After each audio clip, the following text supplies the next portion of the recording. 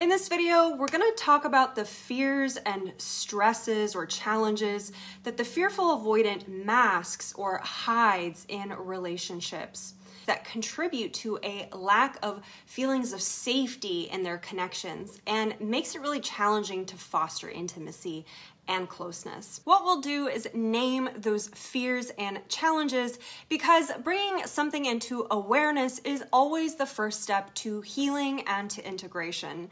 So once we name something, we can begin to go to work on it. Hi, I'm Katya. I'm a personal and relationship coach, and I help people overcome heartbreak.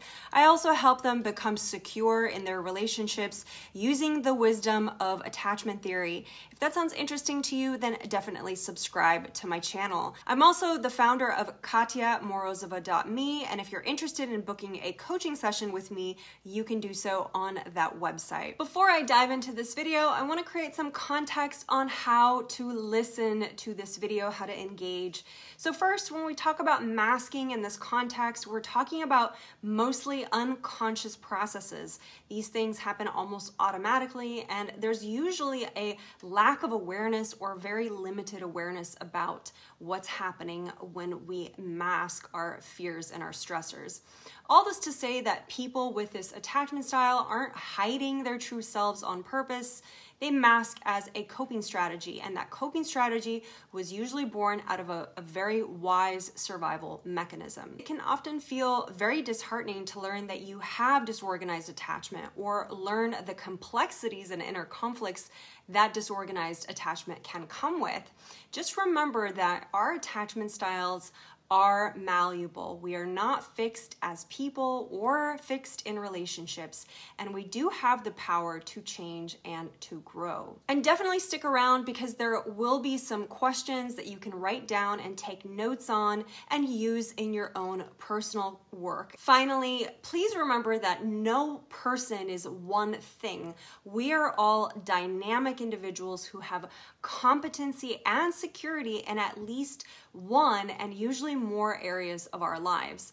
So when we talk about disorganized attachment, please realize that you are not a fearful avoidant person. You are a whole person who has some areas of disorganization or pockets where you carry more fear. And again, disorganized attachment is a synonym for fearful avoidant attachment. The first mask that a person with the fearful avoidant attachment style has is anger. They often mask their anger. And anger is one of those emotions that likely was modeled very poorly for the fearful avoidant from a very young age. In fact, if a person with this attachment style comes from a history that's full of aggression, violence, or abuse, then the fearful avoidant will have a very complex relationship to their feelings of anger or even their feelings of frustration.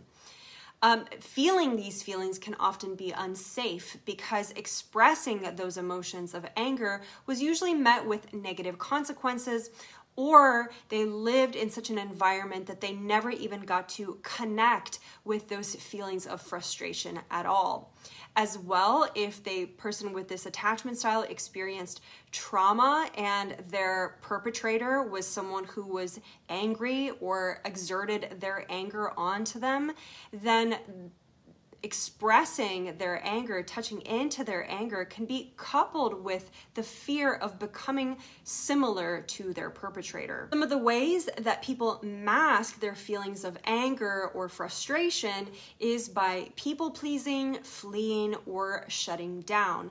Now, of course, anger can come out in different ways for people with disorganized attachment. Sometimes people who have a compromised relationship to their anger are actually very keyed in to their fight response. So they can be argumentative, they can be combative, or sometimes people with this attachment style can really stuff these feelings for a very long time, and then their anger can kind of come out in one, erratic eruption. Now, of course, this can be a bit frightening for the person on the receiving end of that anger, And it can also be actually pretty frightening for the person who kind of lost control of themselves and has, had all of this kind of unchecked frustration and anger come out all at once. The next mask of the fearful avoidant is their no.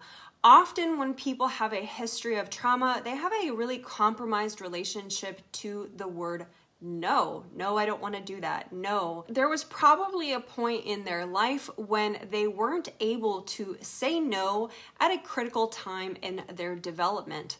Often these things can be chronic, or their no wasn't heard or respected, or they weren't able to say no around a traumatic event. When people have a compromised relationship to their no, it can lead to a lot of inauthentic yeses in their adult life and in their attachment relationships.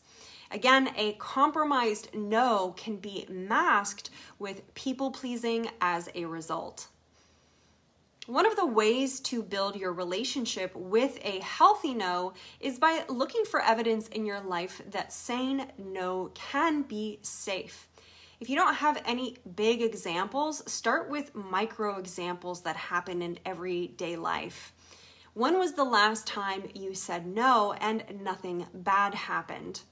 Or when was the last time you said no and it went positively or neutrally? Try to gather as much evidence as you can so that you can build a case for yourself that maybe saying no could work in your more intimate relationships. A person with this attachment style is said to be expressive or soulful, so it may come as a surprise to hear that a person with this attachment style masks their vulnerability. But the truth is that vulnerability can actually come in many, many forms. I think it's a misnomer that vulnerability needs to be soft. Sometimes the most vulnerable thing that a person can do is actually show their frustration or express a healthy boundary.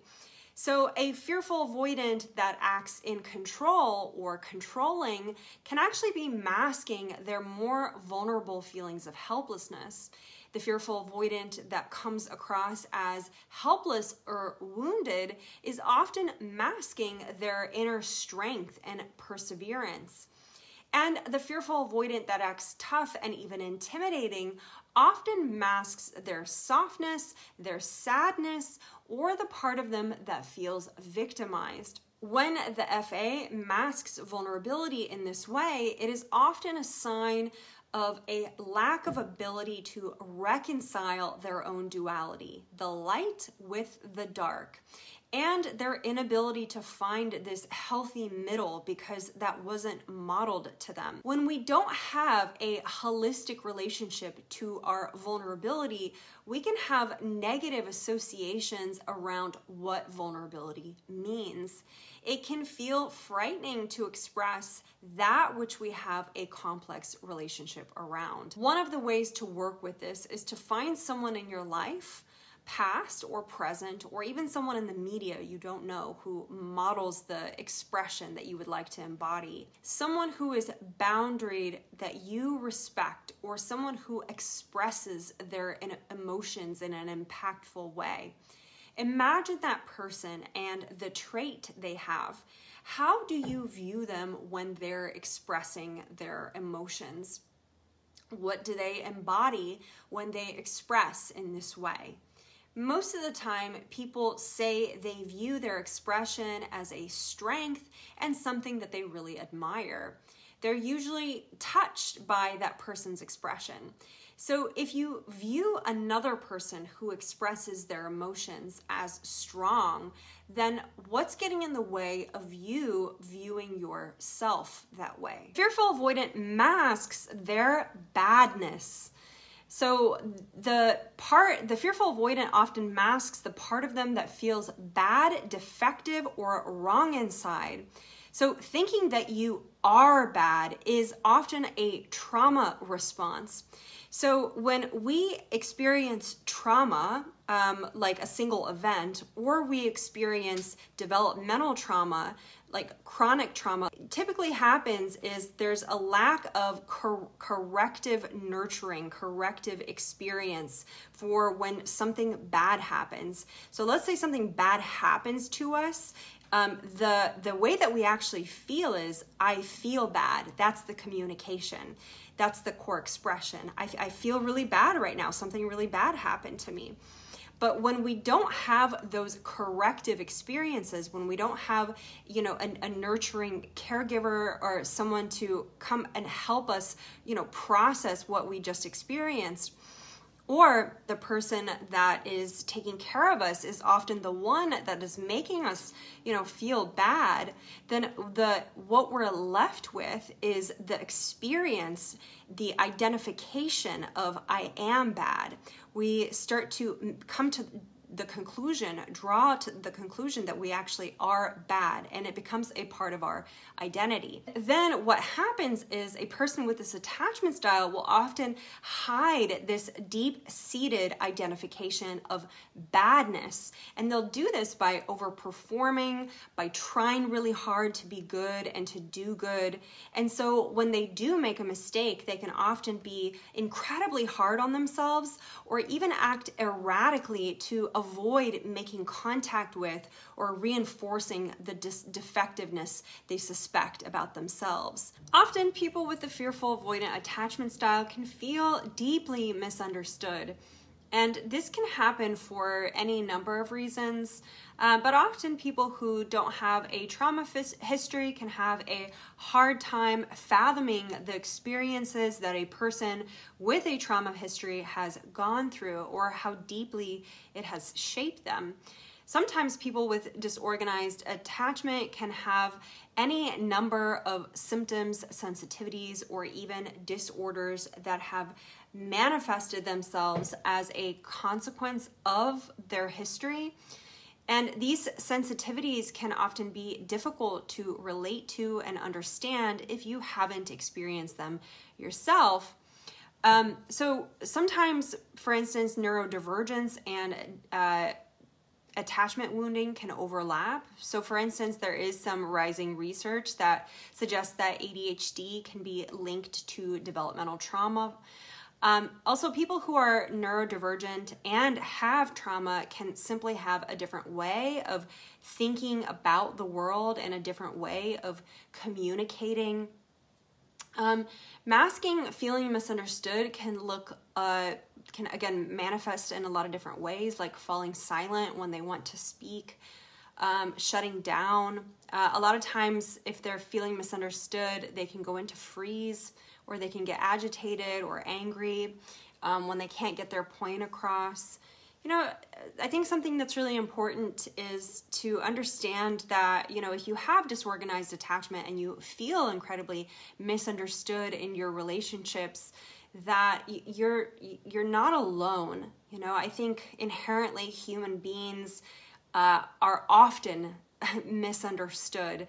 We all come from such different, origins. We all have different life experiences, backgrounds, cultures, and to some extent, no one can truly understand us. And so I think one of the first steps that a person with disorganized attachment can take who is feeling misunderstood often is, really getting curious about understanding themselves, understanding, their own behavior, their own intricacies, their own emotions. A lot of times it can be incredibly healing just to have curiosity and care and try to understand ourselves. And this is something that I've also done in my own attachment work. And I found that over time, it creates this bridge where, between when we start to understand ourselves, when we start to become patient with ourselves, then it can become like an echo into our relationships. It gets echoed out into our relationships.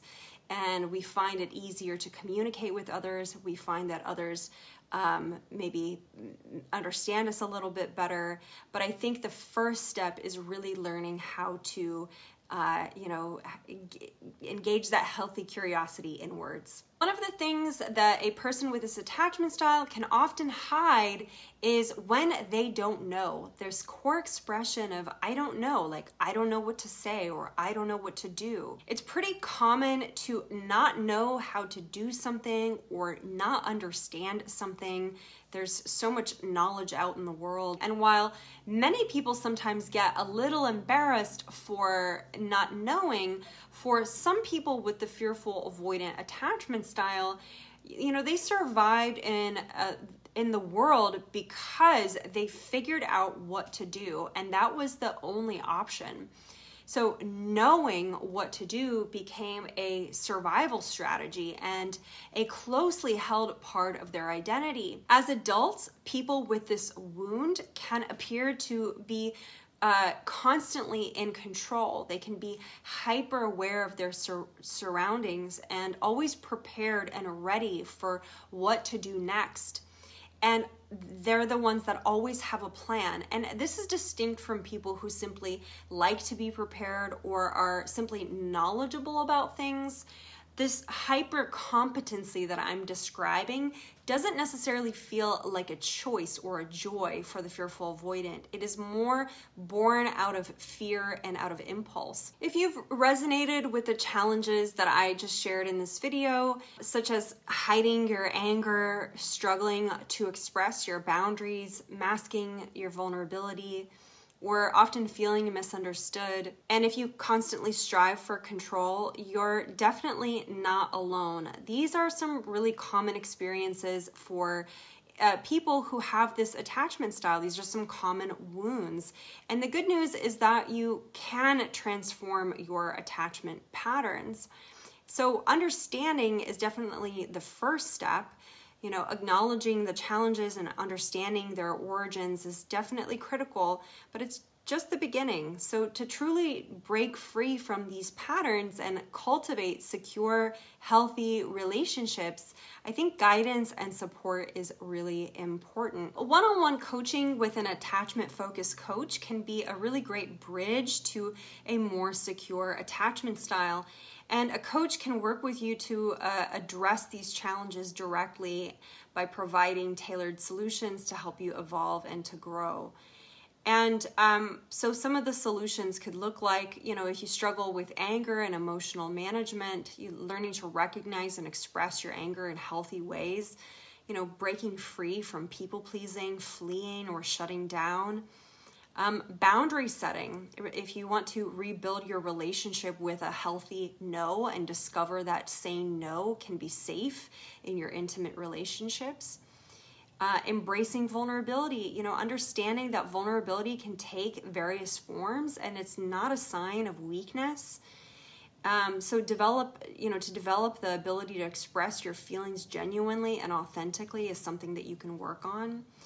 And dealing with those pesky feelings of badness, overcoming this deep-seated belief that you are bad by working on self-compassion, self-acceptance, and self-forgiveness. And feeling understood, a coach can help you find strategies to communicate effectively even when you do feel deeply misunderstood or different from others. And if you struggle with hyper-competency, then we can definitely help you shift from, hyper-awareness driven by fear to a more balanced and authentic approach to life. Attachment-focused coaching is designed to be transformational and is distinct from traditional talk-based therapies and modalities. Transformation really happens in the deeper layers of the psyche and the nervous system. And attachment-focused coaching supports you in transforming those deeper layers. You can do this by, illuminating the unseen inner conflicts that are at play and by unlocking and resolving the deeper emotional patterns that produce these kind of repetitive, unwanted behaviors. And resolving those patterns so that you can act from a secure place when it comes to selecting partners and building relationships. To get started, you can book a one-on-one coaching session.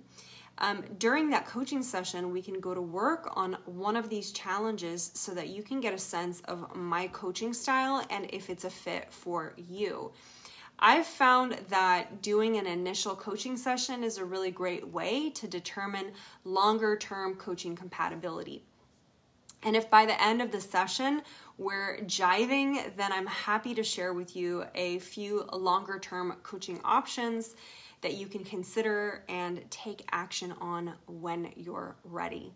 So you can book your first coaching session by visiting katyamorozova.me/single-session. Or if you look at the pinned comment below, you can click the link there.